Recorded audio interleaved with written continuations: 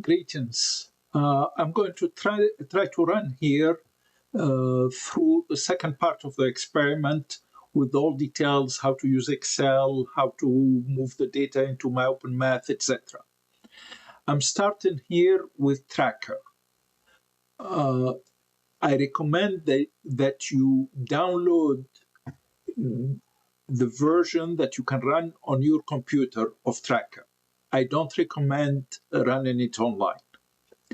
So this is a version that I downloaded more than a year ago. So it's an old version, but it's still working. That's what I have here. Okay, I'm going to bring in a video here. You can come video and import. I'm going to just drag it here.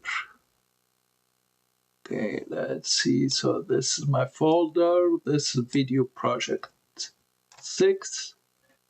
This is actually a video that I helped students collect about a year ago. That's me. Since I don't have permission from the students to use their faces on the video, I put something to cover their faces.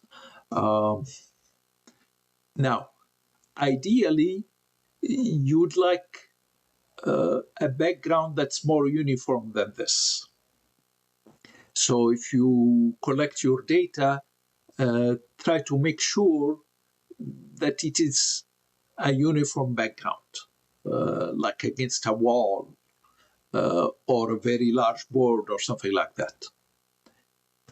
Now, this student is going to toss a ball towards this student. Whenever you are doing video analysis, you are going to need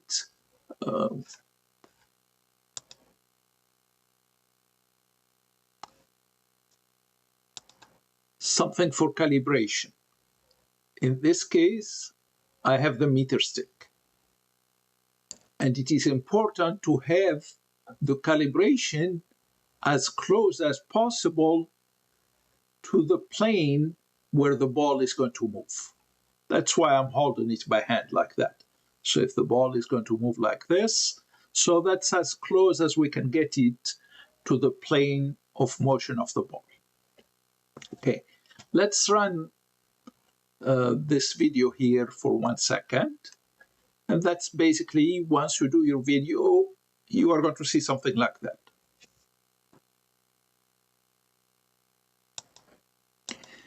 There will be interruptions like that in the video, essentially because I cough, I'm coughing, I'm sick right now.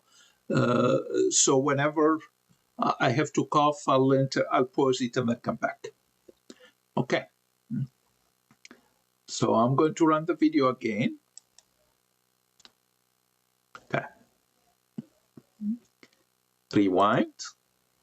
What I'm going to do is I'm going to try to go slowly to where the ball is going to leave the hand of the student.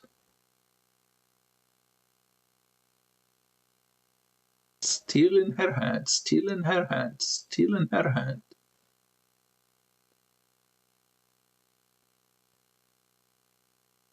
Okay, now I'm going to go step by step.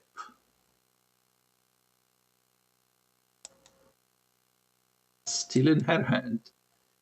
Maybe it left here, but let's give it another shot. It's off her hand. Okay, so we are going to start collecting data here. That's frame 20. So I go here to video, clip settings, and set it at 20.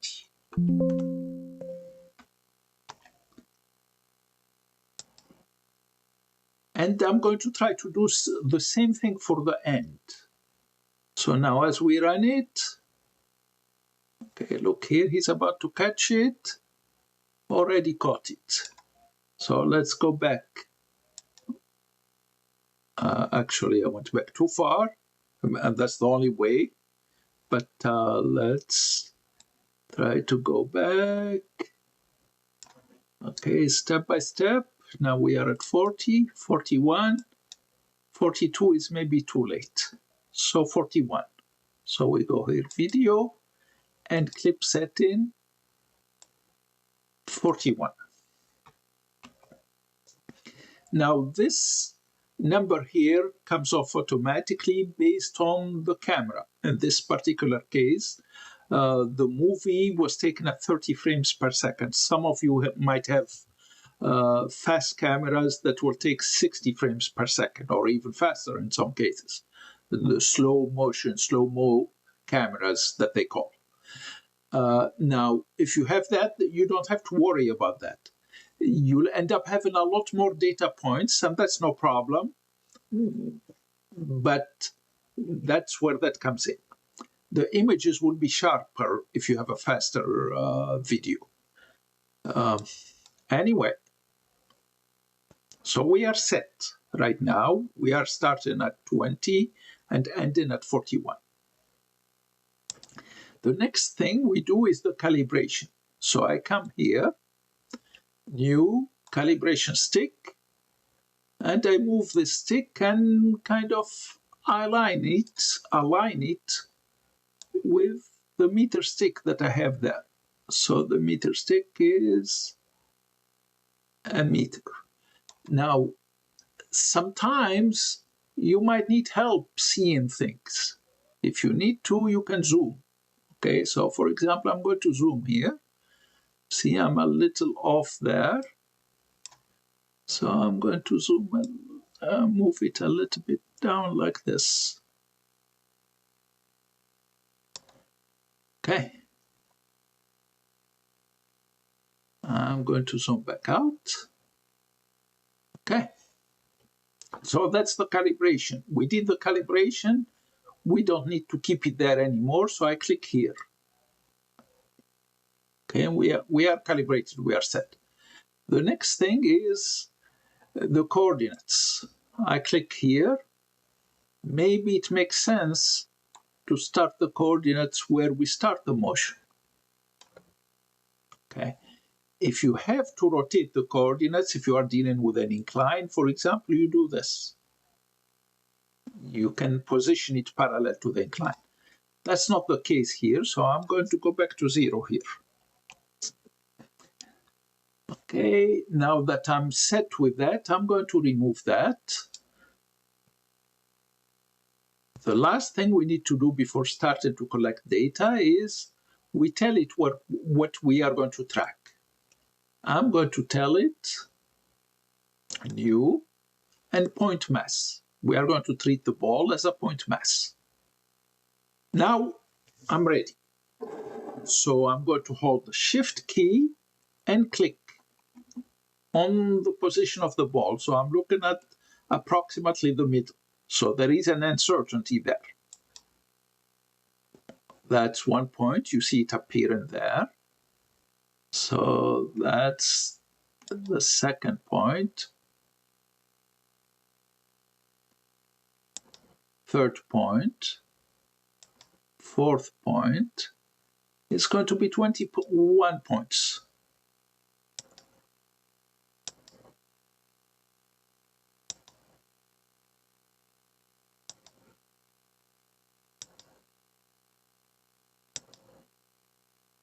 When one has a uniform background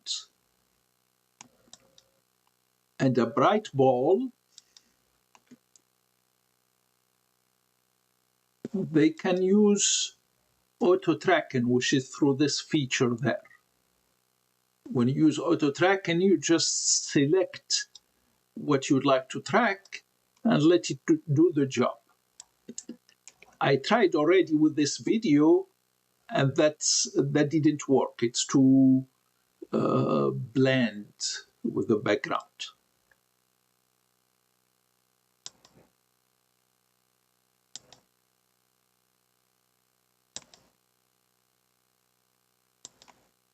Okay, that's my 21 points. And you see here, this is the y and this is the x as a function of time. Okay, now in our case, we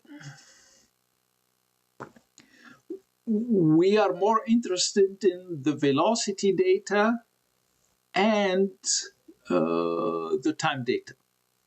But I'm going to keep x, y, t and I'm going to add to it Vx and Vy. That's what I'm going to be interested in. Okay, next thing I'm going to do,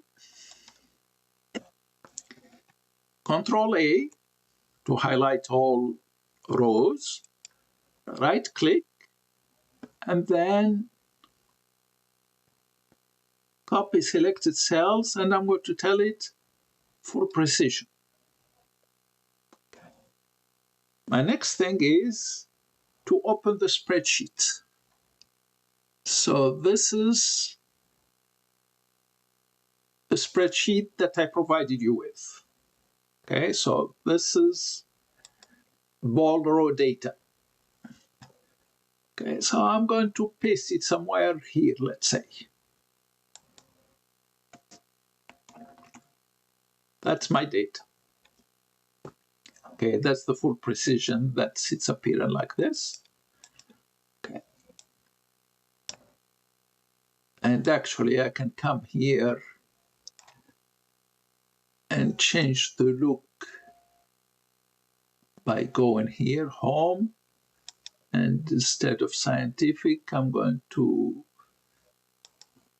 tell it as a number. Okay, so it's showing it this way. And then if we'd like more decimals, we tell it this way. So we have more decimals now. Okay, that's my data. Now, there are several things we are going to do. We are going to need to graph Vx versus T. And to do that, okay, so Vx is here, T is here. So I highlight the T column. I highlight the Vx column while holding the control key, and then go insert, charts, I select the scatter here, and something like this. Now, one thing that's important,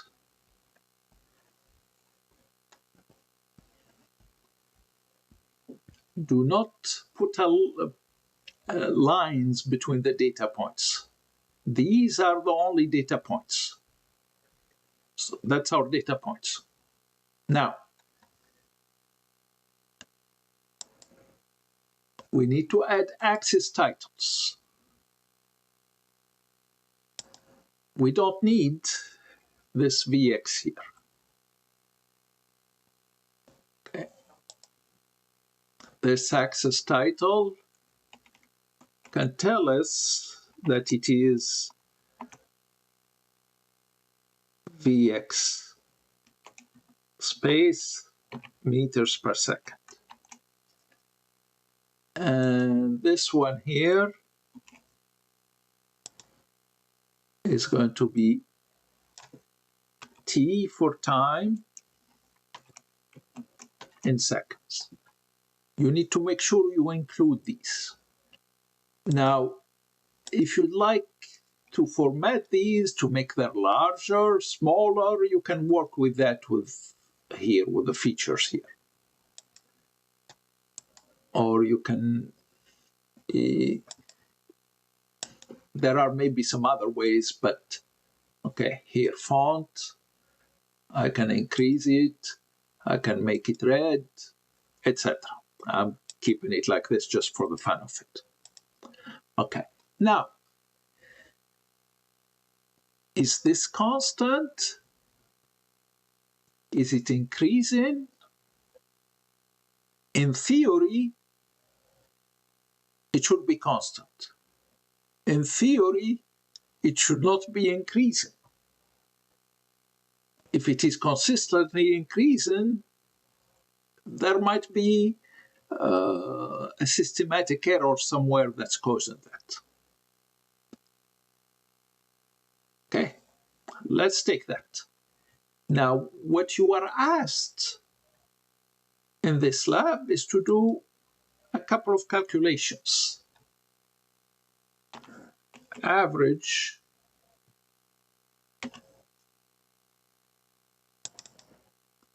of Vx and the standard deviation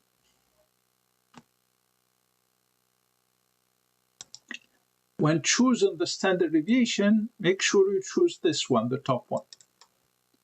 And make sure you choose the same numbers, all the numbers that you had for the other one. Okay, so that's my standard deviation here. Okay, now that's one of the things we are asked to do. The other thing we are asked to do is to plot Vy versus t. And for that, we're going to do the same thing. We're going to highlight t, control key, hold the control key, and Vy, and insert, chart, scatter, and that's what we have. Okay. And note here, in the first graph, I had the 0 here, and this is the way I got my data. In some cases, you are going to have the data spread out and the 2 being at the bottom here and the 3 appearing somewhere here and making the data look like very skewed. Just be careful. Just try to make sure that you have the scale that is appropriate. If changes are needed for the scale, you click on it, right-click, Format Axis. And you can come here and you can tell it where do you want the minimum, where do you want the maximum, etc. Okay, now Vy, we're going to do the same thing. Delete this and come here, Axis Titles. And this one here is going to be Vy in meters per second. And this one, okay, let's see. Let's make sure that it is on the video. That's going to be t in seconds.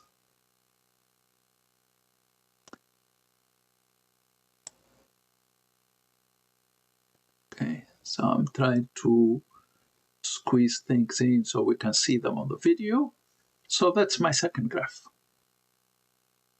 Now this one we expect it to be a straight line.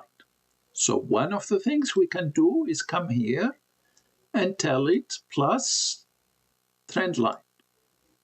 We don't need the equation here, just the trend line. So you can see it. Now, a tab here shows us how to compute what we call the Linest. The Linest is going to calculate the slope for us and the uncertainty in the slope. That's what we are looking for. It calculates also the intercept and the uncertainty in the intercept.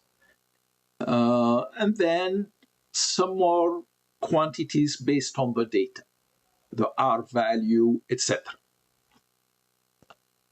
All what we are interested in this time are these here. How do we get the slope? Highlight cells where you want the result.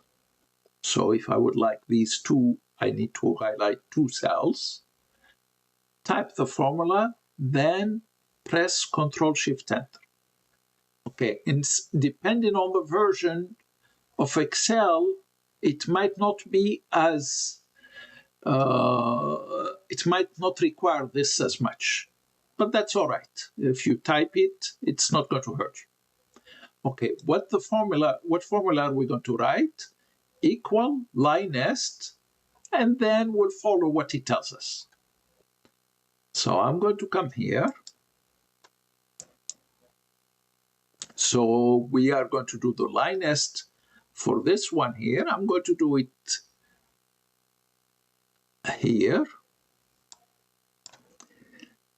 let's say Vx, the slope. The slope of a velocity versus time graph is going to be acceleration. So it's going to be acceleration along the y, and then delta of acceleration along the y. So if I would like this to appear as delta, highlighted, actually it popped up there, and come here and tell it simple. If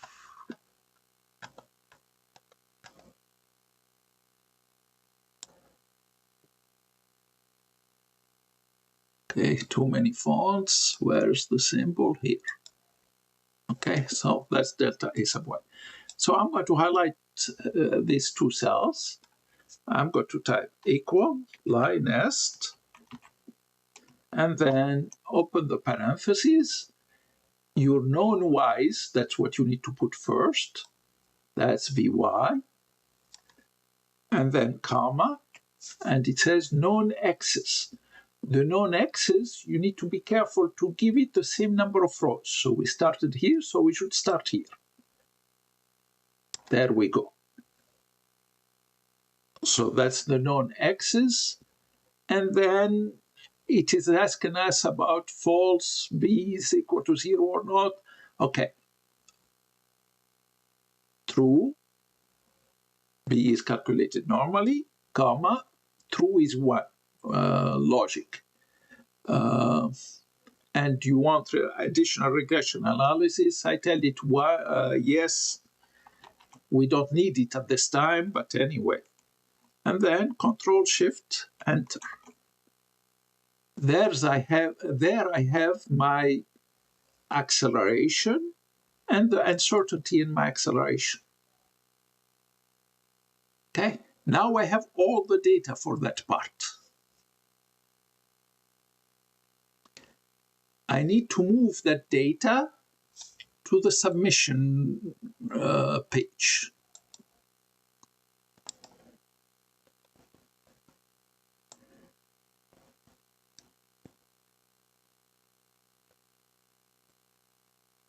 Here is the way the submission page looks like. So what do I need? I need VXT and VYT data. So I need it to come in here as T, comma, VX, comma, VY. And we need to have at least 5 rows of data. We have 21 rows of data. Okay, now, so I come here. This is where I have complete data started here. So I'm going to start here. So T is going to come from here. So I'm going to write equal and click on the column where I have T. And then and quotation, comma, and close quotation. We are telling it, put the value of T, and then now add a comma to it.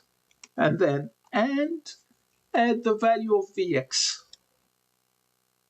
And we are going to do the same. We need to add another comma, quotation, comma, quotation. And then we are going to add the value of Vy. That's going to be here. And we click on it here. And we drag it so the formula copies all over here. If we would like to kind of change the color of this so we remember it later on, that's the data that we transferred, we highlight it like that. Okay, now I come here, copy, then I come here and paste it here. Okay, now, just in case, don't go to the next line. Hit the delete key to go back to the last line. And then what do I need here? The average Vx. What we have there is, look at the values here, 0.17 and 2.6. So this since it has a 1 on the leftmost digit, so it needs to have 2 significant digits, 0.17. And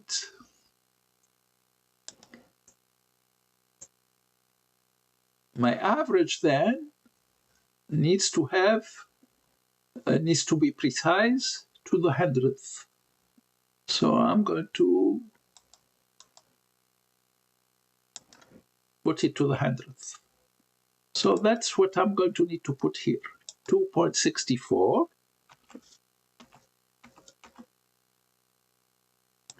And 0.17.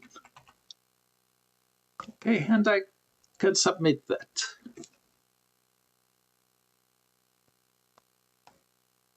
Actually, let me just hit the Enter key. Okay. It accepted it. It shows the data that we have submitted, and this is my average, and this is my uncertainty. Now, it is asking us to take a snapshot of Vx and paste it here. That's basically come here. That's all what we need. Copy and come here, paste it. Control V. And we can reduce the size if we want to.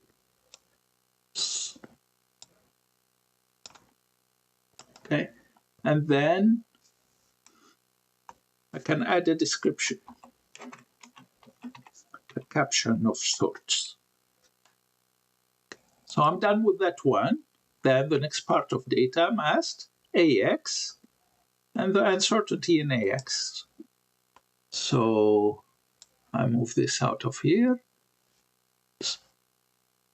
So I need minus 10.32. So I'm going to type here, excuse me there. So I'm having to fight with Windows resizing. So we said minus 10.32. And this is supposed to say meters per second squared, and that will be fixed. Hopefully, I will remember to fix it. And this is supposed, yeah. Okay, so, and then here, it's 0.15. That's what we need to have here. 0.15. And we hit our Enter key. Okay, everything is perfect. And we have to paste this graphic as well. So I used the right click, copy, and then came here. And then I'm going to do Control V.